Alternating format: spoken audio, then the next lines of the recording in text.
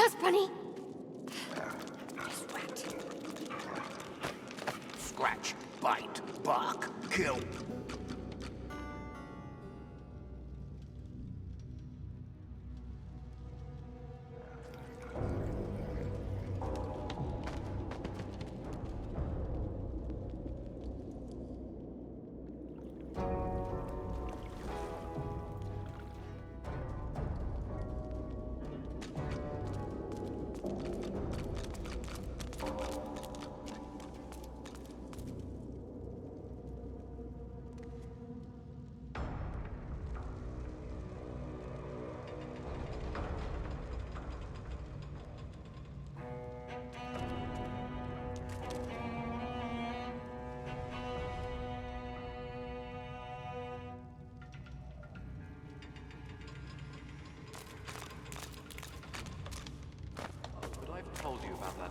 The creature's skin has a faintly greenish tinge beneath a terrain of severely inflamed pustules.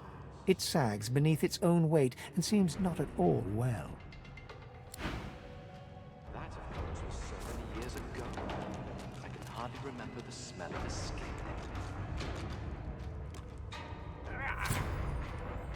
Oh, but I've told... As the Magister turns to face you, you feel Fane stepping up behind you. Have you seen these contraptions? This must be the Magister freak the blacksmith was referring to. He may have the very tool I need to craft my mask.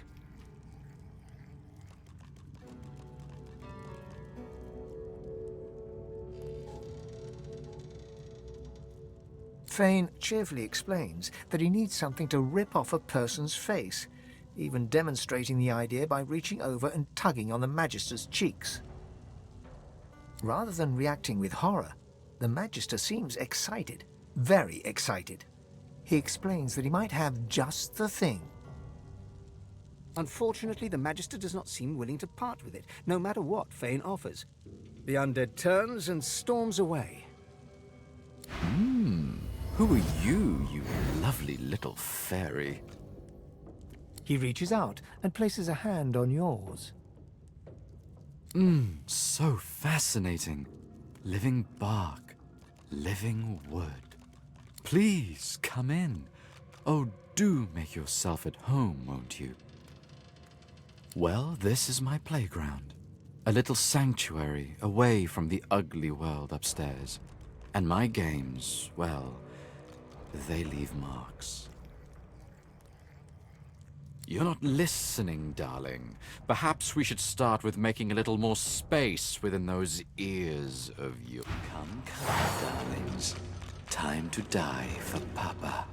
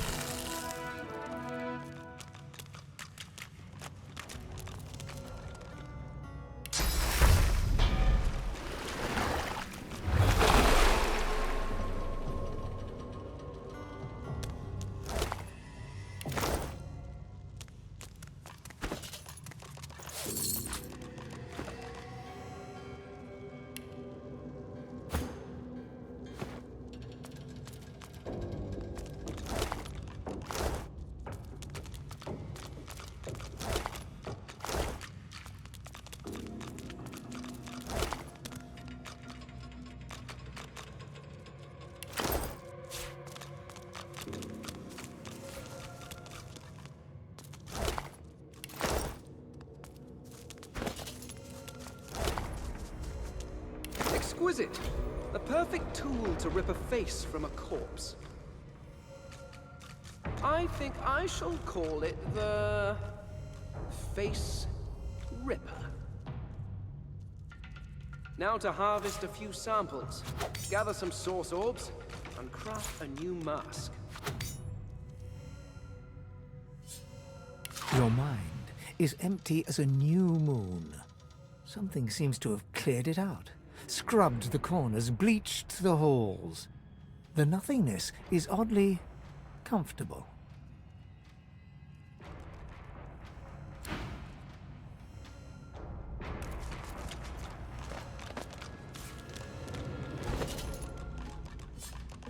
You had a taste for wine and ale, as well as a variety of other sensual pleasures. Life is a coffer replete with countless delights.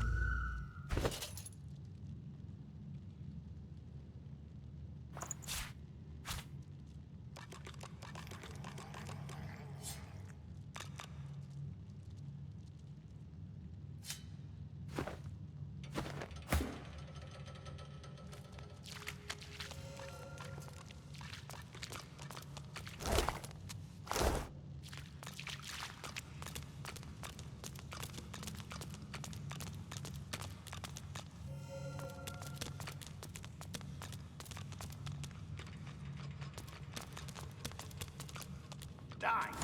Kill. Kill.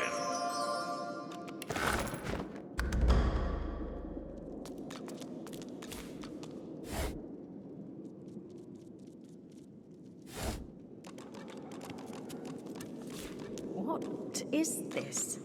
Some sort of magister weapon?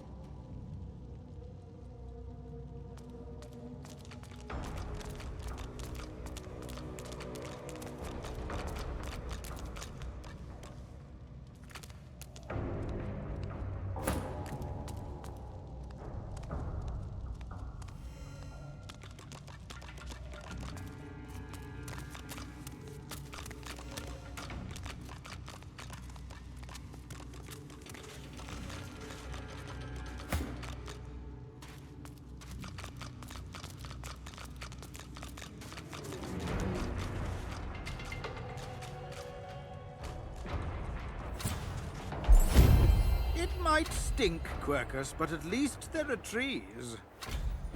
Now, let's be quick. Who knows when the great acorn will arrive?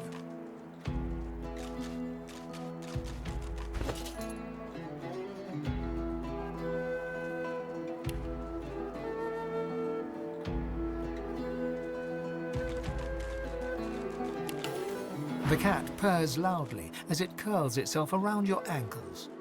Thank you for freeing me from that awful place. The air is so much clearer here, wild and free, just like me. And I remember who I am now. A wizard's cat. But the spell-flinging stinker left me behind, without as much as a look over his shoulder. Bah! It's as if I never made myself a bed on his bony legs, or never chased away the mice that'd bite through his books. Oh, so he is. I guarded his library like a griffin would a princess's bedchamber, and look where it got me. I can still hear him now, the crusty old cad. We had us a cruise and 6 days in the sun, but grave duty calls, so I have to run. Too dangerous, my charge, for you, dear old boy. Best you stay here in jolly Fort Joy.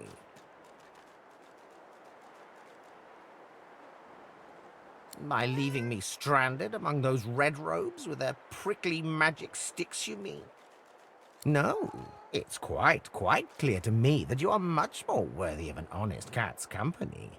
You just call for me and I'll be there, all cuddles and claws at your service. I must say, I was hoping to enjoy a smug advantage over everyone else.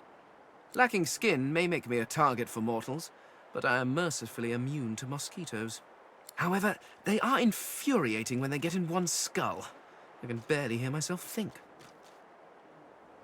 I fell victim to the enemy of all great minds. Fear. Fear of the unknown, fear of change. These are the things that poison civilizations. I was on the cusp of a glorious breakthrough, but my king's fear held me back.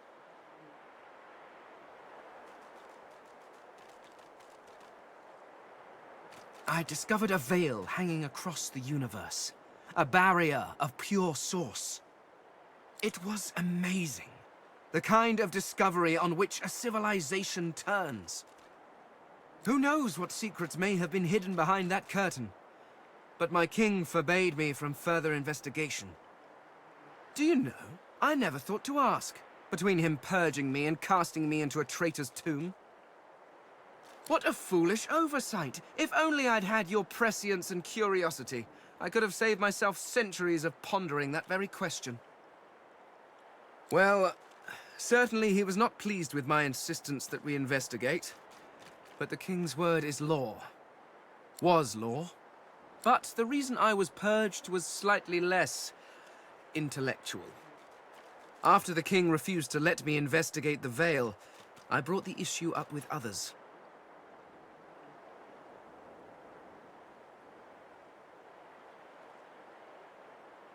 The Seven Lords. Beneath the king in authority, but far above me. I brought them my research. I showed them everything. I had hoped they would help me convince the king of his error, but before they or I could act, I was arrested and... well, my sentence was carried out. I mean, yes, I suppose you could have drained the power from it, but that would have weakened it significantly. It would be quite irresponsible. After all, the power of the thing is not the point. It hid something. Who knows what that might have been? The secrets to the universe could have lain behind that curtain. But I was not given the chance to find out. Now, I fear I never will.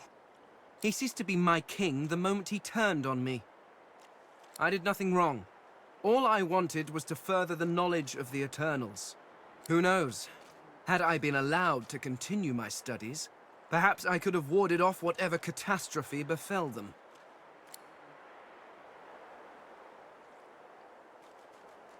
The skeleton stands quietly for a moment. I'm not sure.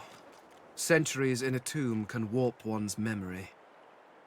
I remember the big things, of course. My library, my home, my king, my family. But the rest, it's all covered in a fog. And the more I see of this world, the thicker that fog seems to get. I was a scholar, researching the secrets of the universe. Had I been allowed to proceed, my people could have ascended to godhood as one. An entire race of deities, with a perfect understanding of the universe. It would have solved all of our problems. Indeed, you cannot. Nothing in this world compares to it. We crafted our homes from stone and crystal, using the power of the universe itself to keep them in place. Your people, on the other hand, seem quite content to sit about in smoking hovels, held together by straw and filth. It's a mercy I don't have a nose. I cannot imagine how you stand it. They came rather low in my life, alas. My wife and daughter always had to compete with my work for my attention, and my work was always stiff competition. They were often neglected. I wonder how many more years they spent neglected before. Well, before whatever happened, happened. Once I would have boasted that it was the best form of government. Indeed, it was the only form of government we knew. Living forever under the rule of a wise king is one thing. But if that king should turn into a despot, if he should reject philosophy and the natural arts for the sake of power, well, I cannot imagine a worse torture.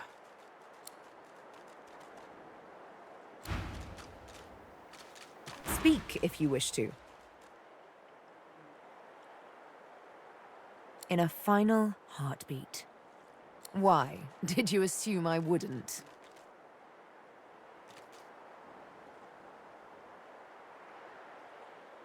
The only thing that springs eternal is blood from gushing wounds. And water from springs, of course, and flowers from the ground, but you catch my drift. One must cull to cultivate. So they are. My arms are gravestones, many a lost soul's last rest. One day I'll know who they were, the ones on my right arm. And one day, they'll all be dead, the ones on my left. They are the ones I was forced to kill. I don't know why. I can't recall. But I kept their names, and with their names, I will honor them.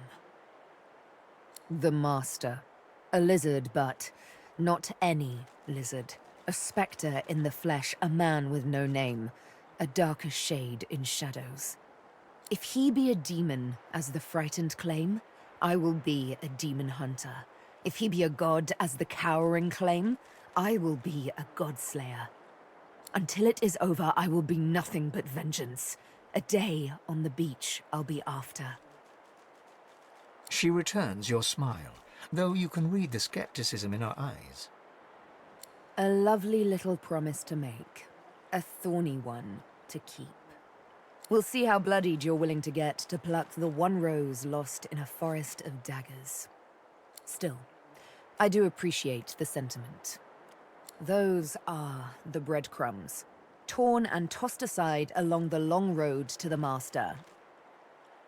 They are inconsequential, candles snuffed out by a brighter flame, if I do say so myself.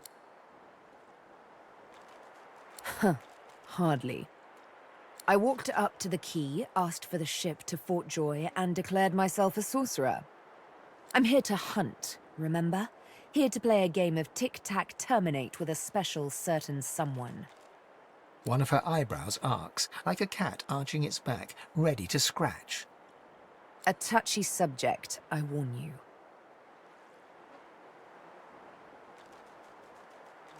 Very clever. I'd say we should stop to talk, but I'm swamped. Don't make much of it one way or the other, but the farther we get away from the joy, the better. There's got to be a way off this island. Sure thing, Chief. What's up? She bats her eyelashes coquettishly over black eyes in grey sockets. Just for you, Chief. Okay. I don't. Look, I know it was bad, okay? I know. You don't have to tell me. I'm sorry. I just want to move on. I'd say we should stop to talk, but I'm swamped. Sure thing, Chief. What's up? You know, wherever the next road leads, I guess. I never was one to sit in one place too long. How about you? You missing home by now?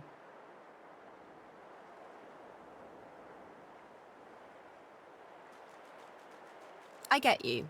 So, what is it you miss exactly?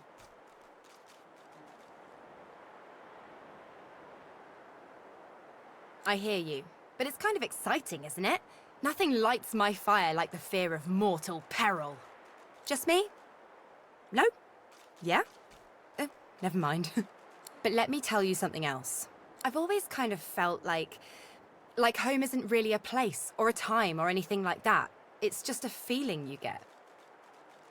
It's all in the mind.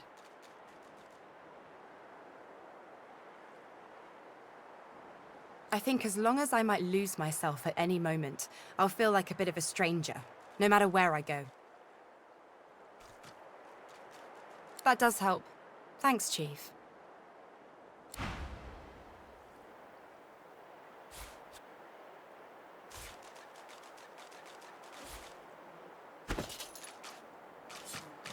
You see him coming for you. You saw what he did to the others. You pray, you pray, you pray, you pray.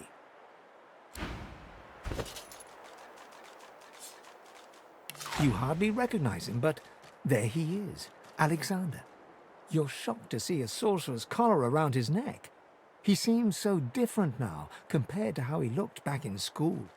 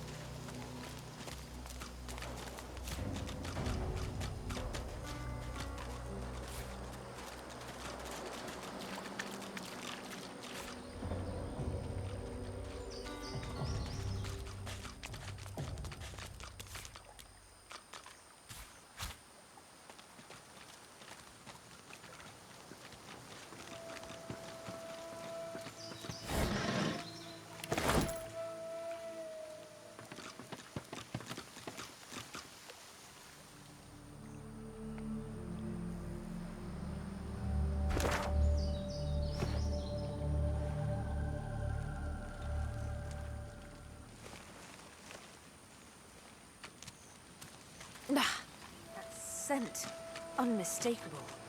How did noxious bulbs end up here?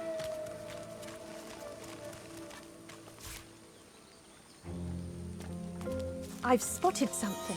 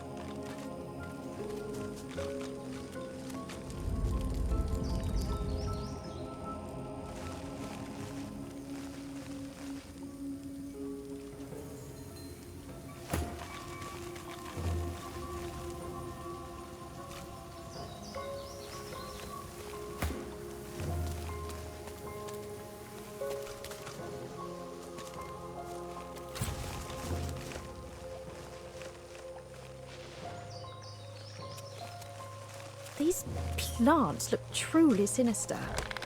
They're arranged in a ring. Is that a natural occurrence? Stay lost!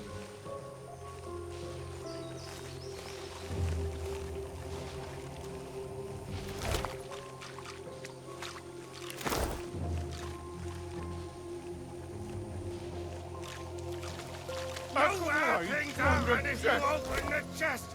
I swear!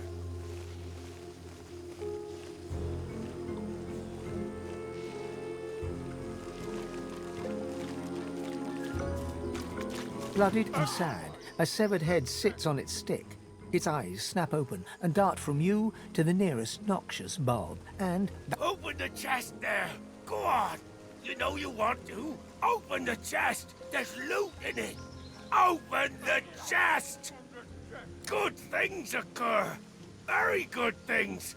Just open the chest! He gives you a look that says, really? You went with that? He rolls his eyes. His look turns to one of contempt. He grits his teeth in anger. His look now carries pure hate. His eyes dart around, from grass to tree, tree to sky, back to grass. He's pretending you aren't there. The severed head closes its eyes, pretends it's dead. You grin to yourself and turn away.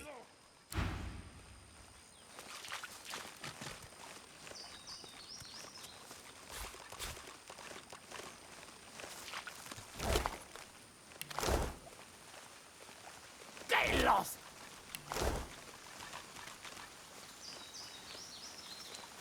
A severed head sits rotting on a stick. The last vestige of an ear juts from above its too prominent jawline. A fly buzzes about its nose. Its eyes open. It looks at you. When it speaks, it struggles to move its impaled jaw. I don't know who you are. Hear this. Don't open the chest. Don't open the chest. Whatever you do, don't open the chest. Help! Help! Just don't open the chest, I'll help! Also... Oh, you look like a good sort. Could you scratch our nose? The severed undead head looks at you with puppy dog eyes. You're touched and revolted. You lean across and scratch the dead head's nose. Skin sloughs from the nose onto your finger. You shake it off. It won't come off. Pretending to pat the man's head, you wipe your finger in his hair. Oh, thanks very much. That's it. Oh, that's it. That doesn't mean you can open the chest, because you can't. Sales story. Usual story. I this state again a good and rotten worker. I was a professional. Lost my head for it. Oh, and it turned out lost iody. Iody. The history. We were A's elders. We built A'ses. We constructed labyrinths. Ragus Rex himself said the one with the gargoyles was the best A's ever. Right before we cut off our heads. Oh, no, you don't. Ask the A's elder doesn't give away the king's secrets. I list a seal. I list... I'll say nothing is what I mean. True. I knew civilized cousins survived the howly Ludolf. Ludolf. Massacre. Slaughter! Oh, you're not all evil. Anyway, it doesn't matter. We have a code. We are Aster A's elders. We construct the finest labyrinths. We do not give away our secrets. Do your worst. The head closes its eyes. The conversation is over.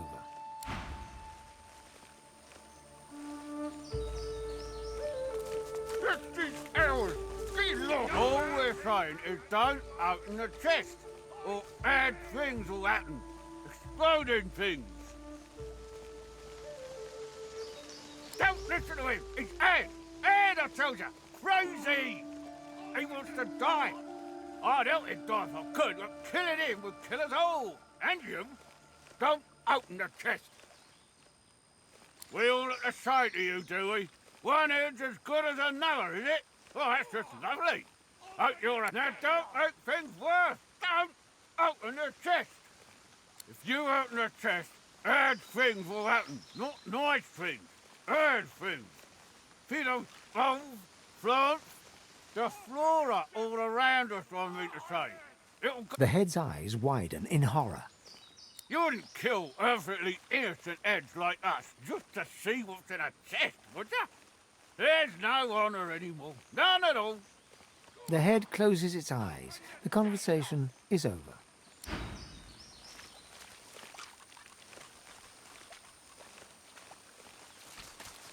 Get lost! Don't own the chest!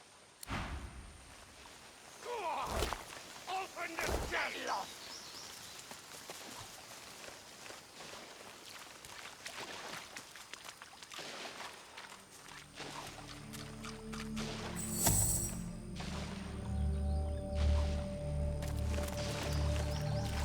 It's a great chest! Open it! Lost.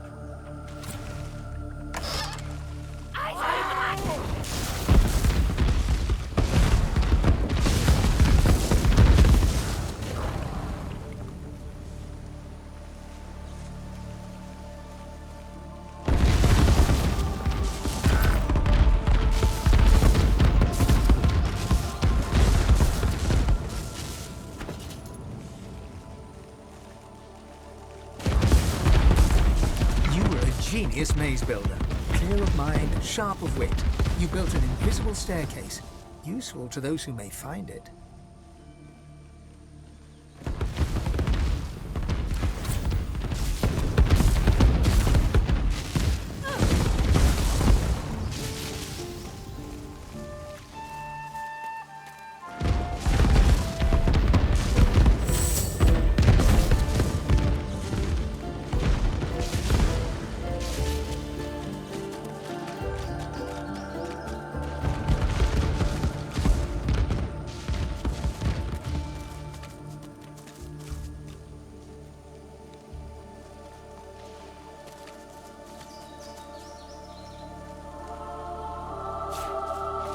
Something isn't right here. It could be an ant void woken. We meet again.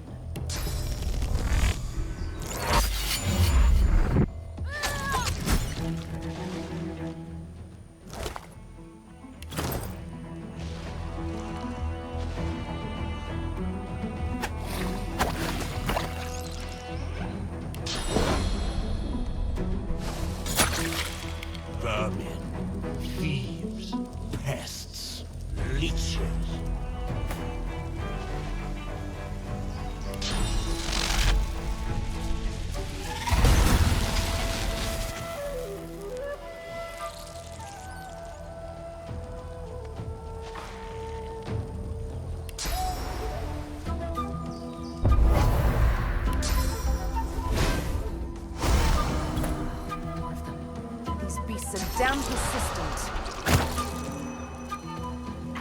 Worms take you. This world is ours.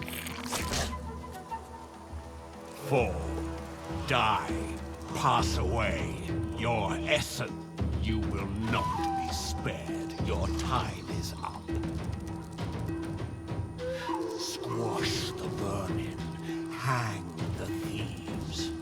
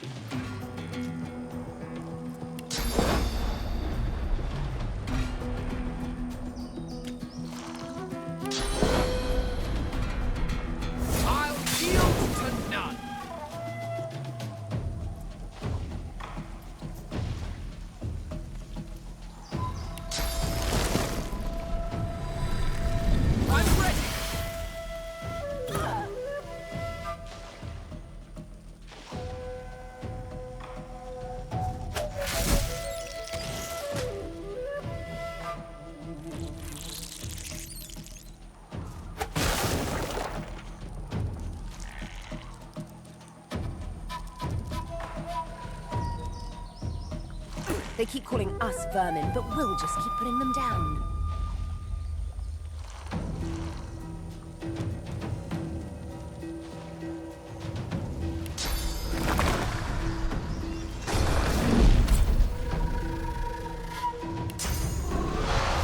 Glory is mine.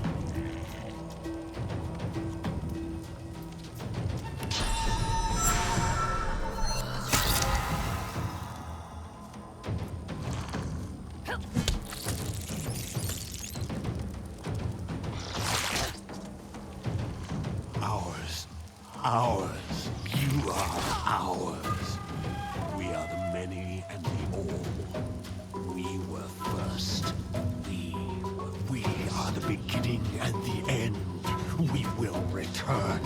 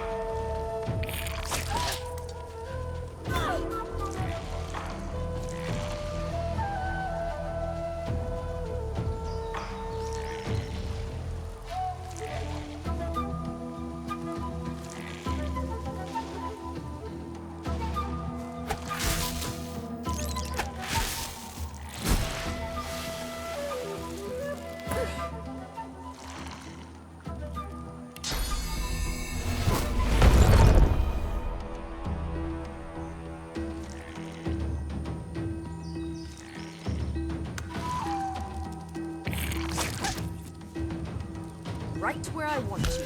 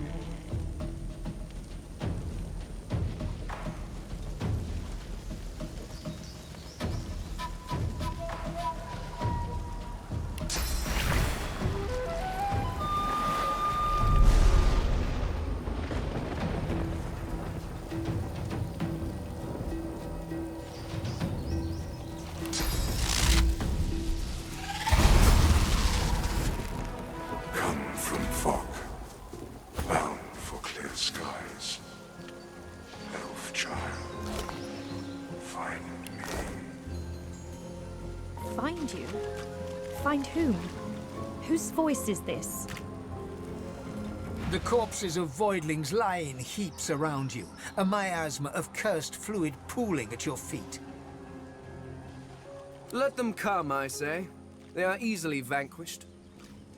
We can't get caught up in another battle like that. They're only getting worse. They came wave after wave after wave. Relentless. Jolly good fun, actually.